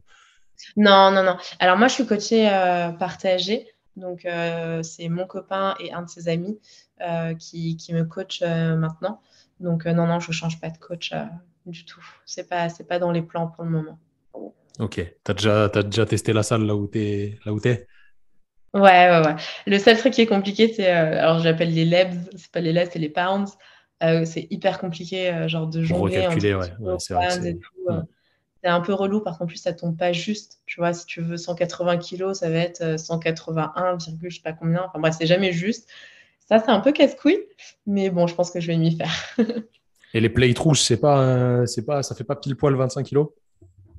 Ouais, si, t'as des plates en kilos. Alors, pas à la salle où je vais, mais dans d'autres salles, ouais, t'en as des plates en kilos et tout. C'est beaucoup plus pratique pour moi, du coup, de charger, Même décharger les paires. le code couleur est pas exactement le même poids, quoi.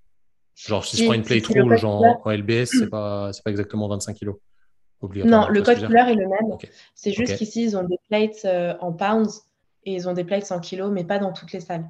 C'est beaucoup de pounds, en fait, ici, du coup.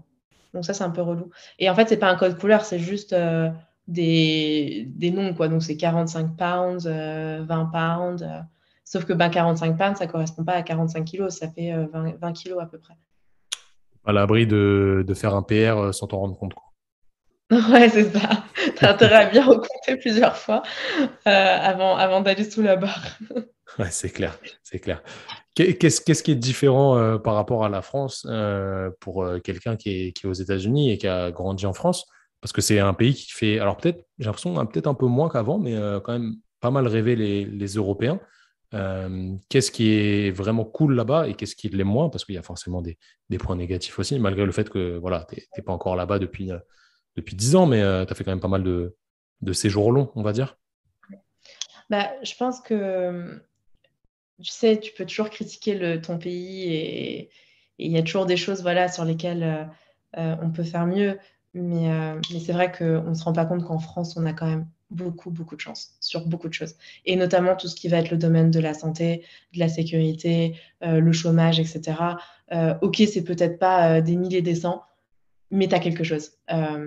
Ici, tu n'as rien. T'as rien. C'est que des mutuelles privées. En fait, tout est privatisé. T'es dans vraiment le capitalisme à fond. Tout est privatisé, tout est cher. Genre, une consultation chez le médecin qui nous coûte quoi, 25, 26 euros maintenant, où tu es quand même remboursé par la Sécu, je crois, tu es remboursé 23 et tu perds peut-être 2 euros. Ici, une consultation, c'est 100 dollars, 200 dollars et t'es pas remboursé. Tu vois, une consultation pour un médecin où, je sais pas, tu as juste un mal de gorge, où il va te donner un médicament, tu vois. Bon, après, tu as beaucoup plus accès facilement à des médicaments aussi, que nous, on aurait besoin d'une ordonnance et ici, tu n'as pas besoin d'ordonnance. Donc, tu peux t'auto-médicamenter plus facilement, entre guillemets, mais ça reste cher. La mutuelle, moi, je comparais avec mon copain. Moi, j'ai pris une mutuelle avec l'éducation nationale où c'était le maximum du maximum. Genre vraiment, j'étais à tout à 100% remboursée, etc. Ça me coûtait quoi? Peut-être 60 ou 80 euros par mois. Il paye 400 dollars, il a le strict minimum. Mais vraiment le strict minimum. Donc, ouais, c'est là où je me suis rendu compte, en discutant justement des différences par rapport à la société, euh, qu'on a quand même de la chance en France sur beaucoup de choses. Euh, donc voilà. Après, tu as des côtés au States que j'adore, tu vois. Tu as des salles de sport partout. Tu peux, ils sont beaucoup plus en avance que nous sur beaucoup de choses. Tu trouves beaucoup plus facilement des choses protéinées dans les magasins que chez nous. Ouais, donc voilà. En fait, tu as beaucoup plus de facilité d'accès sur certaines choses et d'un autre côté, bah, t'en payes le prix. T'en payes le prix fort, quoi. Est-ce que, après, t'as pas assez de recul pour me dire, mais est-ce que ce qui est cher, par exemple, aller chez le médecin, etc., la qualité est plus élevée qu'en France? Tu vois, c'est ce qu'on pourrait se dire au final. Tu payes plus cher, tu as besoin d'une mutuelle, etc., parce qu'il n'y a pas de système de sécu, ou pas un vrai système Mm. de sécu, du moins. Est-ce que la qualité est mieux? Est-ce que le service est meilleur? Alors, je ne sais pas si on peut parler de qualité, mais je dirais que comme ils sont beaucoup plus en avance que nous sur beaucoup de choses, ça facilite beaucoup de choses, ouais. Alors, je ne sais pas si on peut parler de qualité, mais disons que, par exemple, là où tu vas beaucoup avoir d'errance médicale en France, bah, aux États-Unis, c'est beaucoup moindre. Parce que justement, dès le début, ils vont faire des examens beaucoup plus poussés. Tu sais, en France, j'ai l'impression que quand tu demandes des examens aux médecins, c'est eux qui payent de leur poche, tu vois. Alors que, gars, t'as envie de dire, mais gars, enfin, prescris-moi le truc, quoi. Qu'est-ce que ça te coûte? Et t'en as beaucoup, moi, souvent, qui me disent, ah non, c'est pas remboursé par la Sécu, non, vous en avez pas besoin, non, c'est pas si. Et t'as envie de leur dire, qu'est-ce que ça peut te faire? C'est mon corps, ma santé, tu vois, entre guillemets. Et j'ai l'impression que, par exemple, aux États-Unis, tu as beaucoup plus accès à certains soins, à certains examens même si t'en paies le prix fort, entre guillemets, tu vois. Ok, je vois ce que tu veux dire. Je rebondis là-dessus. Est-ce que, à part ta double fracture de la clavicule, qui, je sais pas comment tu as fait ça, mais ça devait être énervé, est-ce que tu t'es déjà blessé à l'entraînement en compétition vraiment lié au power? Parce que j'imagine que tu t'es pas blessé pendant l'entraînement pour te fracturer en deux la clavicule. Non, non, non, j'ai fait J'espère. une course et on m'a poussée, je suis tombée. Truc à la con. Euh, mais sinon, j'ai eu pendant presque un an un conflit articulaire au niveau de la hanche qui a été très très douloureux. Mais aujourd'hui, j'ai plus. Et non, là pour l'instant, sinon, à part ces deux-là, j'ai pas eu vraiment de grosses blessures. Comment ça s'est réglé Donc, ta je hanche? touche du bois, je touche ma tête. Pour l'instant, ça va. Comment ça s'est réglé ta hanche? Alors, c'est Squat University qui m'a contacté Le boss, c'est le pour boss. m'aider. Ouais, qui m'a contacté pour m'aider. Et en fait, ça a été le premier à poser le diagnostic parce que j'avais vu des kinés, ostéo, tout ça. Personne n'était capable de me dire ce qu'il y avait. J'avais fait des radios, enfin tout, radio, euh, échographie, IRM. On voyait rien sur l'imagerie. Enfin, lui m'a dit quand même que normalement, c'était censé se voir à l'IRM et qu'à mon avis, ils n'avaient pas su lire le truc. Chose Ouais, que pour voir bah, je sais. si ton Comment? col et ta tête fémorale, elles sont pas un peu effet cam, là. Je sais pas si t'as Ouais. expliqué, mais en gros, t'as un. Non, il n'est pas vraiment rentré dans les détails. Après, je me suis moi documentée sur Internet. Mais ouais, il m'a dit que c'était possible qu'ils n'avaient pas su lire l'imagerie du coup. Et C'est pas je n'aurais pas si. été. Ouais, en vrai, c'est pas si simple à voir. Enfin, ça dépend de l'imagerie que tu as fait, mais ça, faut plutôt un Mm. arthroscanner là-dessus, donc c'est un peu chiant. Enfin, bon, bref, c'est du détail, mais D'accord. c'est pas si facile à voir. Mais le diagnostic, il est surtout clinique, en fait. C'est surtout ce que tu décris et comment tu Ouais. bouges, Mais en fait, etc., qui pose les choses. il m'a posé des questions, il m'a fait faire quelques tests. Il Ouais, m'a c'est dit tout ça. de suite, ouais, c'est ça. Hmm. Et, euh, et ensuite, donc il m'a fait faire des exercices qui m'ont beaucoup soulagée. Et ensuite, je suis allée voir, on m'a conseillé un médecin du sport qui est aussi ostéo. Donc, je lui ai donné le diagnostic que m'avait donné Squat University. Il a fini le travail, entre guillemets, il m'a fait beaucoup d'étirements. J'ai cru que j'allais mourir, je cru qu'il allait me déchirer les muscles, vraiment. C'était horrible. Mais il m'a étiré l'ischio, le fessier, le quad, mais genre méchamment. Et suite à ça, bah, c'est bon, ça a été. J'ai plus eu de soucis. Toi, tu squattes très serré, vraiment dans Ouais. l'axe, etc. C'est absolument pas un problème parce que je pense que c'est un facteur de performance chez toi selon tes leviers et tout, mais du coup, ça fait que tu as beaucoup de flexion de hanche. Et Mm. Après, c'est pas sur le forcément, squat que je me suis ouais. blessée, c'est sur un deadlift sumo. Ok, bah, parce que rotation externe, du coup. Et tu vois, toi, tu as Ouais. Et en l'habitude fait, justement d'être plutôt en. Hmm. je manque beaucoup de rotation externe. J'ai mis tout de suite lourd sur mon sumo alors que j'aurais pas dû. Et en fait, mon corps n'était pas du tout Mais c'est ça, préparé tu à vois, ça. c'est archi logique parce que tu squattes pieds serrés, plutôt en rotation interne, etc. Et du coup, si tu fais complètement l'opposé sur un sumo, t'es pas encore Ouais, adapté au truc. Donc, ça, c'est intéressant. Tu dois avoir pas mal de remarques d'ailleurs sur ton squat. Ça doit perturber les gens que tu squattes comme ça. de ouf. Ah, de ouf. J'ai tout le temps des remarques sur mon squat. Tu sais qu'il y a un moment, j'avais arrêté de filmer de face parce que j'en avais marre qu'on me fasse des réflexions sur mes genoux. J'en étais même arrivée à culpabiliser de squatter comme ça. C'est fou quand même, hein.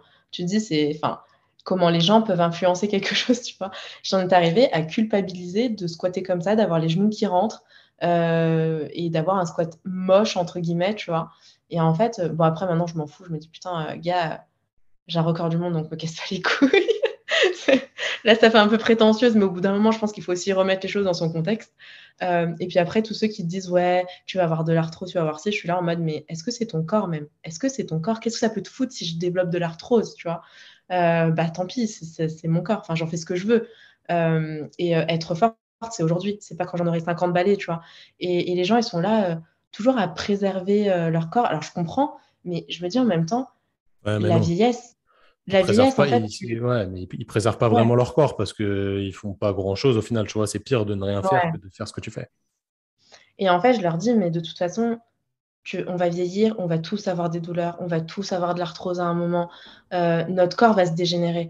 Et en fait, je dis, ben, j'ai envie d'en profiter maintenant tant qu'il est en forme. Et tant pis si j'ai les conséquences dans 10, 15 ans, parce que j'aurai aucun regret sur ce que j'ai fait. Jamais je me dirais, oh putain, j'aurais pas dû faire ça, parce qu'aujourd'hui, bah, j'ai mal là, j'ai mal là, j'ai mal. Je me dirais, putain, ok, t'as mal, bah tant pis, mais putain, t'as fait des putains de records du monde, t'as été championne du monde, genre, c'est juste oufissime, tu vois. C'est sûr. C'est sûr, mais tu vois, les gens, ils ont du mal à faire le distinguo entre sport santé, parce que oui, le sport, c'est bien. Si tu en fais Ouais.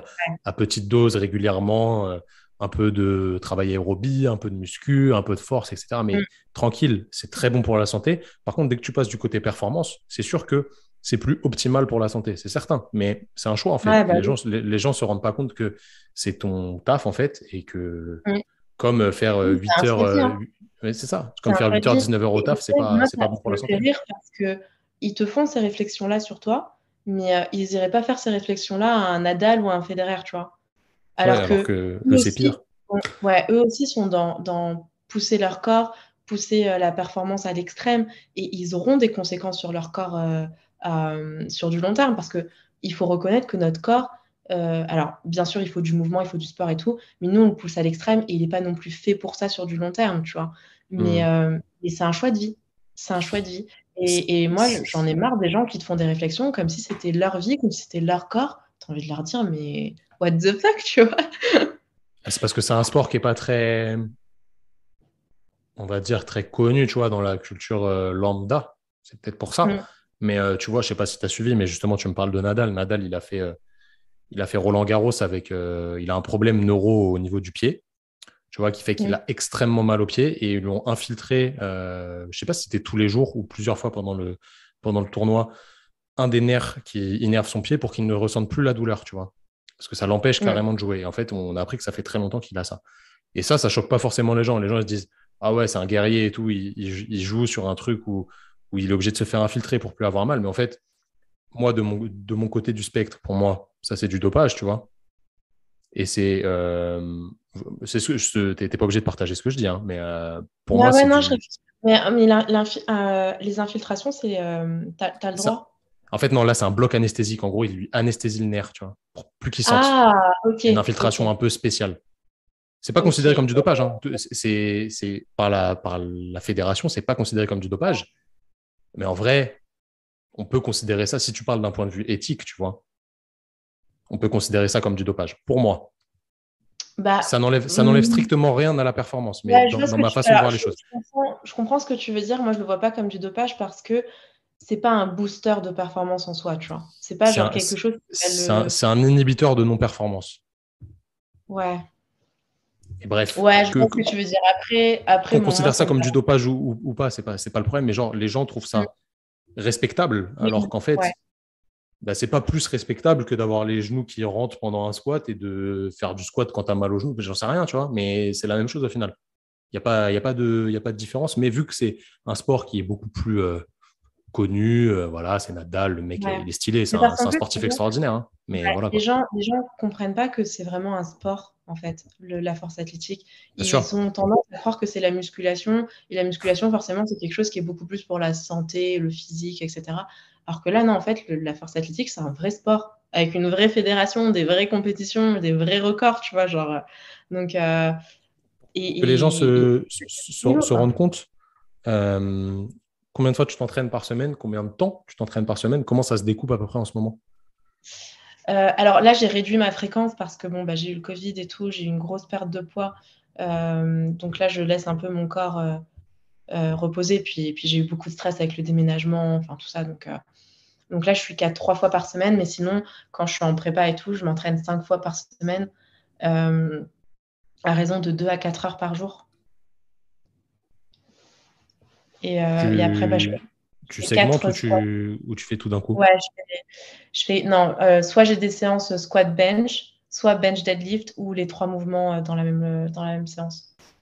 Et je suis à 4 squats, 5 bench et 2 deadlifts par semaine, du coup. Ok. Ce qui est intéressant dans votre sport, enfin, moi, ce que je trouve stylé, c'est que, enfin, je sais pas si tu vas me dire que c'est récent ou pas, c'est pas si récent que ça, mais dans les années 2000, ils s'entraînaient pas forcément comme ça, c'est de l'hyperfréquence. Vous répétez les mouvements tout le temps pour stimuler Mm. à fond le Ouais, système nerveux. Et moi j'adore. c'est C'est super mon truc. intéressant. Hmm. Bah, ça fonctionne, hein. C'est, ouais, bah, en fait, c'est ça aussi, je pense que bah, l'un des avantages d'être autiste, c'est que bah, on adore la routine. Moi, je m'ennuie jamais. Ça fait 7 ans que je fais du squat, bench, deadlift. Tu peux dire au bout d'un moment, enfin, tu as envie de voir autre chose, tu as envie de faire autre chose. Je m'ennuie jamais. C'est comme si tous les jours, je vais m'entraîner, je redécouvre le squat. Tu vois, genre, c'est juste oufissime. Et justement, d'être dans le détail, le perfectionnement, et tu t'améliores tout le temps, quoi. Donc ça, c'est aussi un avantage. C'est clair, mais tu progresses tout le temps, donc c'est que c'est vrai et que ça se transfère bien sur toi, donc c'est cool. C'est cool. Mm. Du coup, ça fait combien de temps que tu as commencé le power exactement? Ça fait 7 ans. 7 ans. 7 Ok. ans, 7 ans, ouais. 7 ans, des records du monde, c'est beau. C'est quoi l'apogée en termes d'âge, là, normalement, là où tu performes le mieux en power? Alors, sur les statistiques, en général, c'est à la trentaine. La trentaine, tu as ton pic au niveau force, développement, etc. Et passé 35, en général, tu es sur le déclin.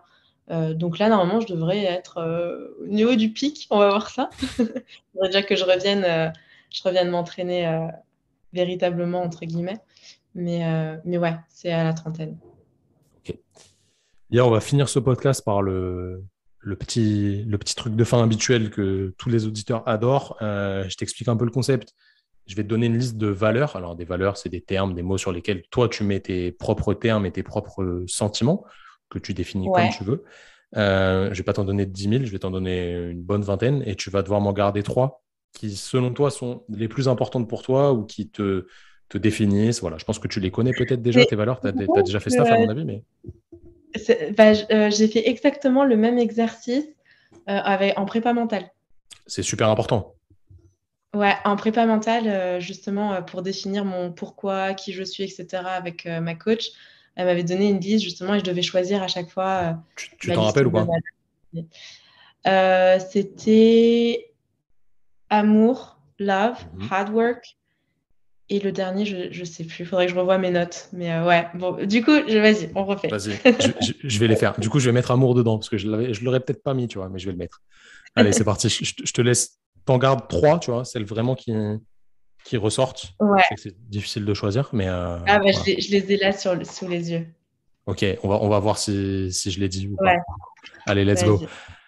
Amour, Ouais, bah. authenticité, autodérision, bienveillance. Attends, attends. Alors, attends, je reprends. Amour, authenticité, autodérision, bienveillance, combativité, courage, créativité, efficacité, équilibre, excellence, famille, fiabilité, fidélité, gentillesse, humour, justice, partage, pédagogie, performance, rigueur, sécurité,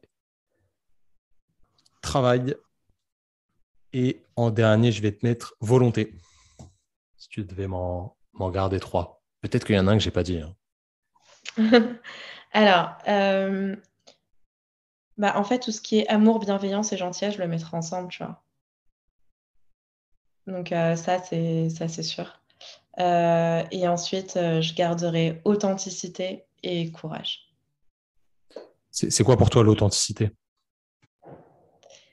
L'authenticité, je pense que c'est être toi en toutes circonstances, même quand tu sais que ça ne plaira pas aux autres. Euh, ouais, c'est être toi en toutes circonstances. Et ne pas en avoir honte, ne pas le cacher et assumer jusqu'au bout. Ouais. Ok, et le Même, courage? même Comment? Vas-y, je te laisse finir. Je t'avais relancé sur le courage, mais je te laisse finir sur Non, non, l'authenticité. mais c'est bon. Vas-y, on peut passer à l'autre. Et le courage, comment tu le définirais? Qu'est-ce que ça évoque pour toi? Le courage, je dirais que c'est que même quand tu as peur de le faire, même quand t'es pas sûr, même quand t'es pas confiant, c'est de le faire quand même. Et le premier, le plus important, l'amour, comment... C'est intéressant parce que vous êtes pas mal de sportifs de haut niveau à me dire amour quand je pose la question.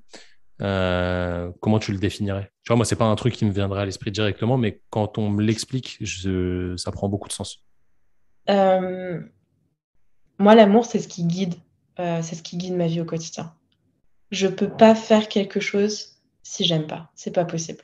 Je le ferai à contre-cœur et je fais jamais les choses à contre-cœur. Euh, L'amour, c'est vraiment ce qui me guide au quotidien, ouais. mais ça va être l'amour de mes proches, l'amour pour mon copain, l'amour pour, pour ma passion, le sport. C'est ce qui me transcende. Ouais, c'est ce qui me transcende et d'être, toujours dans la bienveillance, la gentillesse envers les autres. Heu, Éviter tout ce qui va être jugement de valeur et cetera. Je pense que c'est super important et que notre monde en manque, cruellement et et je pense que j'ai mis beaucoup de temps à accepter que c'était mon pourquoi, le pourquoi de la vie. C'était, tu sais, on va me prendre pour une folle, mais, je disais à ma psy, heu j'ai l'impression d'avoir tellement d'amour à donner, mais j'ai peur de le donner parce que je sais pas comment les gens vont réagir en face. Je lui dis, par exemple, quand je vois quelqu'un, parfois qui pleure ou qui est pas bien et cetera, mais tout de suite, j'ai envie de lui faire un câlin, j'ai envie de même si je parle pas parce que j'ai beaucoup de mal à rassurer, moi, c'est pas trop mon truc de parler pour rassurer, mais juste de dire: «Je suis là si tu as besoin de parler». Et ça, j'ai eu beaucoup de mal à le faire et c'est très récemment que pendant des compétitions, par exemple, il y a eu, une fille que j'ai vue pleurer, hem, je lui dis: «Est-ce que je peux te faire un câlin?» Juste ça, tu vois? Et moi, ça m'a fait du bien et je sens que ça lui a fait du bien juste de: «Je considère ta peine, je comprends et c'est pas grave, voilà, mon moyen de te consoler, c'est de te faire un câlin» et je me dis: «Mais si je fais ça dans la vie de tous les jours, je fais des câlins aux gens, je vais me prendre pour une ouf». Mais ouais, c'est ce qui guide mes pas au quotidien. C'est vraiment l'amour. C'est beau, c'est une belle conclusion à ce petit podcast, vraiment très intéressant. Merci Lia de ton temps et de cette discussion. Bah, merci à toi, c'était vachement riche, vachement intéressant. Je pense que ça va Merci pour, intéresser les gens et il y a pas mal de gens qui vont se reconnaître à niveau forcément différent, mais dans ce que tu as dit. Et ça, c'est super cool. Et voilà, le processus que tu as suivi depuis ton enfance jusqu'à ce qui t'amène aujourd'hui, qui n'est que le début évidemment de tout ce que tu vas faire, c'est quand même extrêmement intéressant.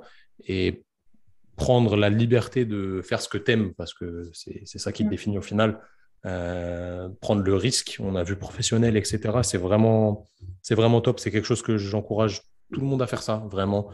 Faut sortir un petit peu des codes qu'on nous impose et savoir qui on est vraiment pour se faire kiffer au quotidien. Et ça, c'est vraiment cool. Et tu en es l'exemple même. Donc, tu vois, je m'étais pas trompé en pensant à toi pour t'inviter parce que je savais que tu aurais pas mal de choses à nous dire. Donc, encore une fois, merci beaucoup. C'était Merci à super toi. cool. Merci. Euh, les amis, pour finir, n'oubliez pas d'aller suivre Lia sur ses réseaux. Je vous mettrai en description son Insta. Donnez-lui de la force le maximum possible. Notez aussi l'épisode de podcast parce que c'est ça qui nous donne de la visibilité. Si vous n'avez pas kiffé, mettez 0. Soyez authentique. Par contre, si vous avez kiffé, mettez 5 étoiles parce que voilà, c'est ça qui est important. Mais en vrai, si vous n'avez pas kiffé, dites-le nous. Il n'y a pas de problème. On accepte la critique tant qu'elle est constructive. Mais je sais que vous allez kiffer. Vraiment, prenez du temps pour vous. Faites les bons choix et posez-vous les bonnes questions parce que la vie, elle mérite d'être vécue à 100%. Et Priscilla est vraiment un exemple là-dessus. Donc, je vous invite vraiment à vous inspirer de ce qu'elle a pu vous dire là, qui était riche en connaissances et en réflexion. Merci encore.